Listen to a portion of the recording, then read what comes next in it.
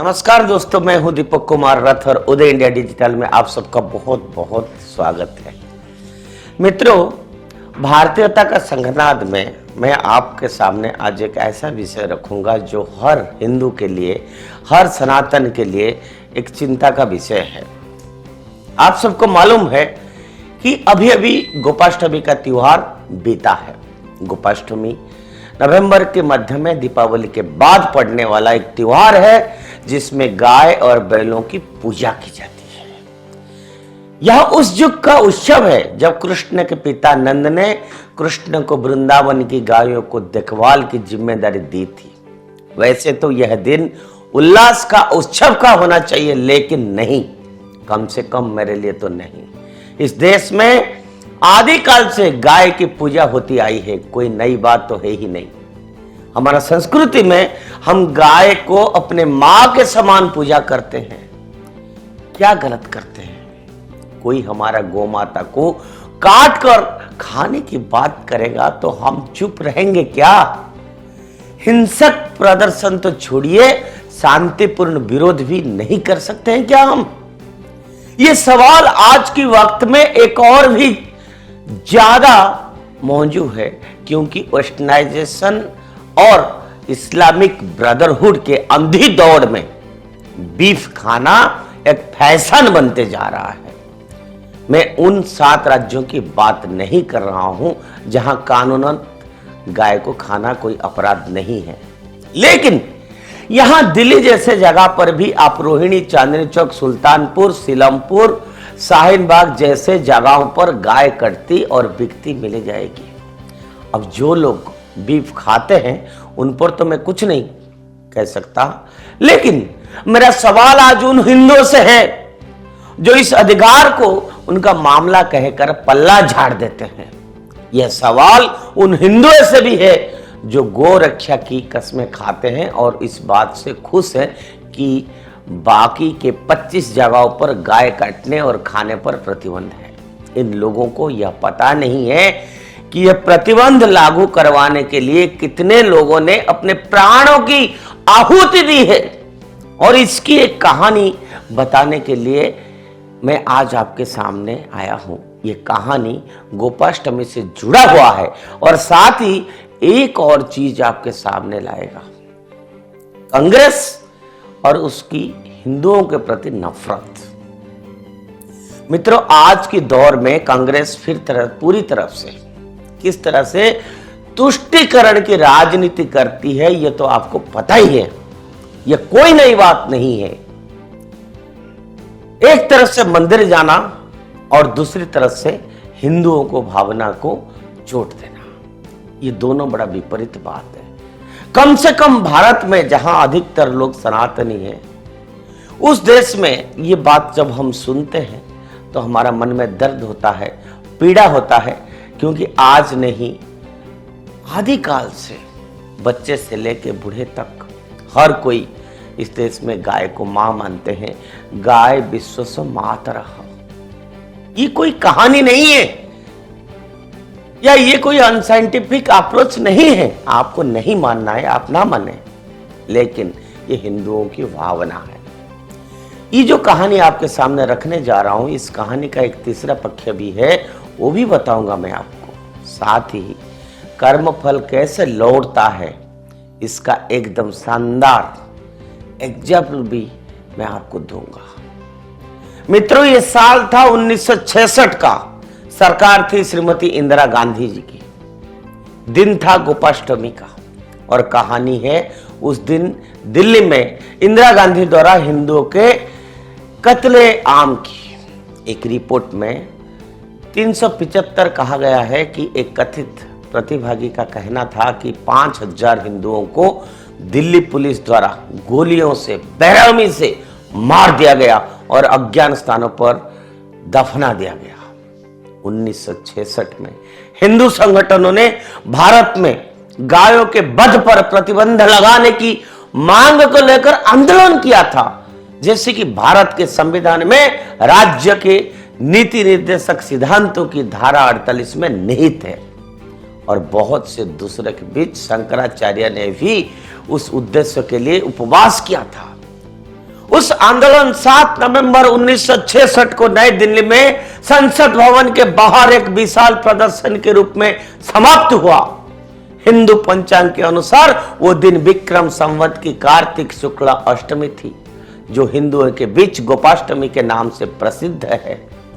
प्रधानमंत्री इंदिरा गांधी ने गो हत्या पर प्रतिबंध की मांग को स्वीकार नहीं की थी। हिंदू संतों और हजारों गोवध विरोधी हिंदू भक्तों के नेतृत्व में गो हत्या के खिलाफ 10,000 से अधिक एक भीड़ ने संसद पर धावा बोलने की कोशिश की, लेकिन उन्हें रोक दिया गया। इसके बाद भीड़ संसद परिसर में घुस गई और राजधानी में भारत में गोहत्या पर प्रतिबंध लगाने के लिए हिंदुओं का एक उग्र आंदोलन देखा गया। एक रिपोर्ट के अनुसार तो इस रैली में कम संख्या में ही सही, लेकिन मुसलमानों ने भी भाग लिया था। 48 घंटे के कर्फ्यू का आदेश दिया गया। सभी बैठकों पर प्रतिबंध लगा दिया गया। तत्कालीन प्रधानमंत्री इंदिरा गांधी ने गृह मंत्री गुलजारीलाल नंदा पर आरोप लगाकर अपना पल्ला झाड़ दिया, जिन्होंने कानून और व्यवस्था बनाए रखने की प्रशासन की विफलता की जिम्मेदारी देते हुए तुरंत इस्तीफा दे दिया। शंकराचार्य, स्वामी निरंजन तीर्थ, स्वामी हरिहरानंद जी, जिन्हें व्यापक रूप से करपात्र जी महाराज के नाम से जाना जाते हैं, और महात्मा रामचंद्र वीर दिल्ली में साधुओं और गो भक्तों के नृशंस हत्या के लिए आमरण अनशन करने चले गए। महात्मा रामचंद्र वीर ने उस समय 166 दिन का व्रत किया। अगले गृह मंत्री 14 नवंबर 1966 से 27 जून 1970 तक और इंदिरा गांधी के कठपुतली यशवंतराव बलवंतराव चौहान अनशन जो रथ संत है उनके पास गए और संसद के अगले सत्र में गोवध विरोधी विधेयक लाने का वादा किया और संतों ने अपना अनशन समाप्त कर दिया था।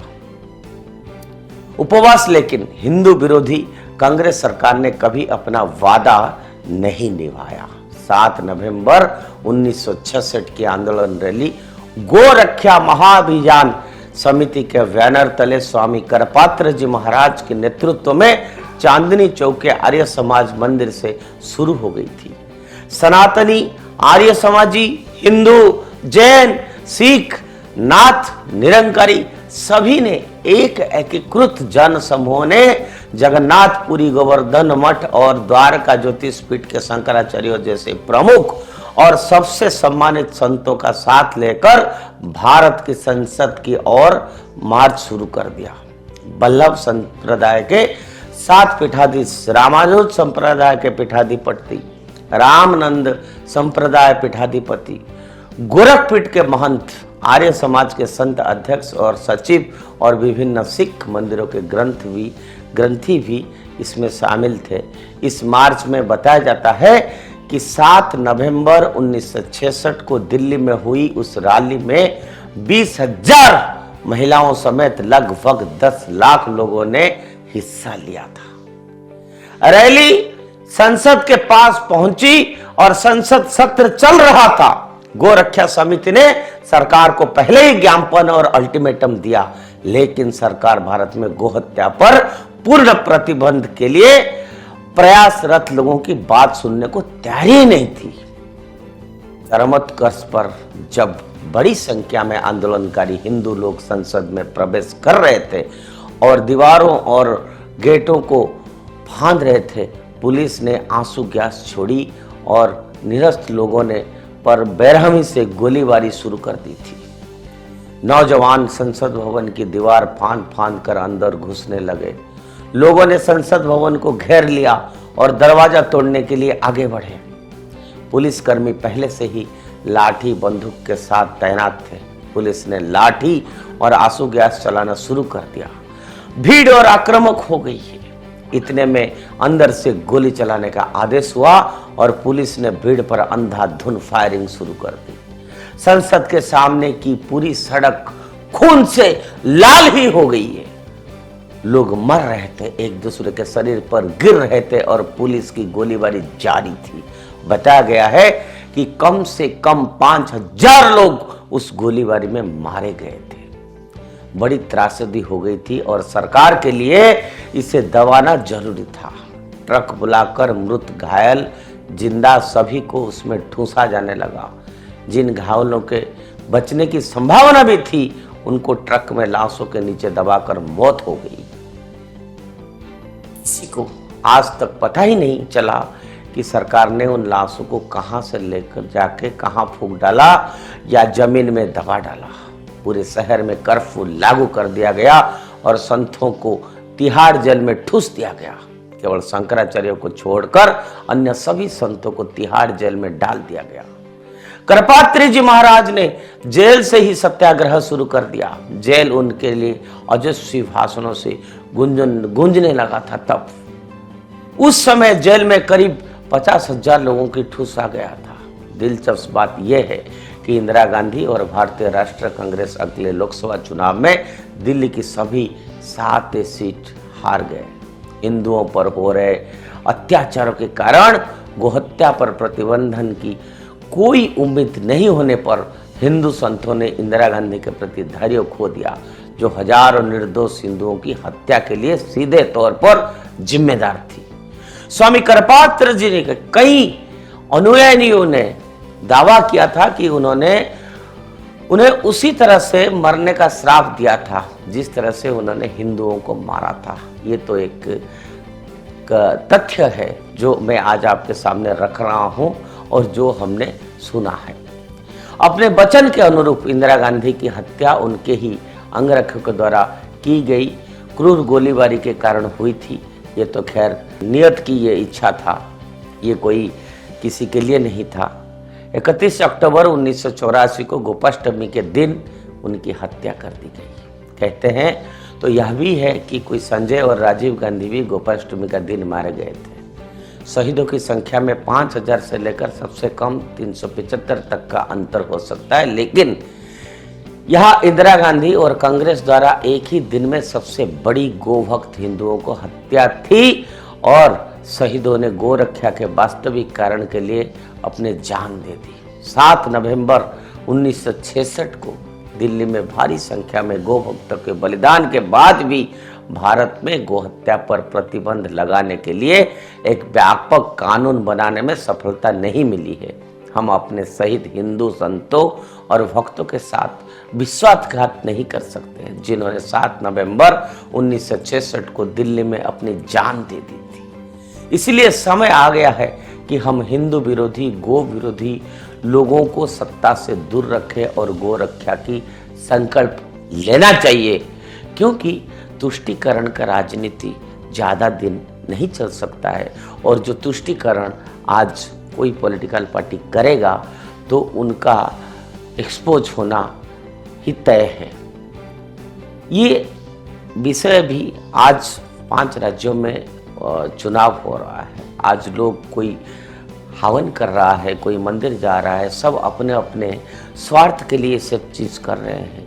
लेकिन जो हमारा हेरिटेज है, जो हमारा इतने सालों से जो विश्वास है, जिस आधार पर सनातन धर्म आज खड़ा है, जिसके लिए आप मंदिर जा रहे हो, जिस मंदिर के सामने गौ माता को पूजा जाता है, जिस गौ माता के दूध और घी से आज कोई, उनके दूध और घी के बिना कोई पूजा नहीं हो सकता है, जिस गौ माता के दूध के बिना कोई बच्चा बढ़ नहीं सकता है, उनका रक्षा करना अत्यंत आवश्यक है। आप सबको मालूम है कि 40 से अधिक ब्रीड भारत में था, आज जो घट घट के कहां पहुंच गया। आज गोचर को धीरे धीरे अर्बनाइजेशन के चलते बिल्डर्स को दे दिया गया है। आखिर गाय कहां जाएगा? एक तरफ से गाय को काटा जा रहा है और दूसरी तरफ से आज समाज गौ माता के प्रति सतर्क नहीं हो रहा है। गौ माता नहीं बचेगा तो ये सनातन धर्म और हिंदू के लिए सबसे बड़ी खतरे की घंटी है। तो मित्रों, मैं सारे सनातनियों को, सारे हिंदुओं को कहता हूं, कम से कम आप लोग जिनको पूर्वजों ने सदियों से मां के रूप में पूजा किया है, आप ये संकल्प जरूर ले कि गौ माता का रक्षा कैसे हो। गौ माता का रक्षा होगी तो इस धरती मां का रक्षा होगा। आज के लिए इतना, और आप सबको अनुरोध है, आप उदय इंडिया से जुड़े रही है। बेल आइकन जब दबाइए जरूर, और अनेक करंट अफेयर्स के लिए अपडेट रहने के लिए बेल आइकन दबाना बहुत जरूरी है। उदय इंडिया को सब्सक्राइब करिए। वंदे गो मातरम।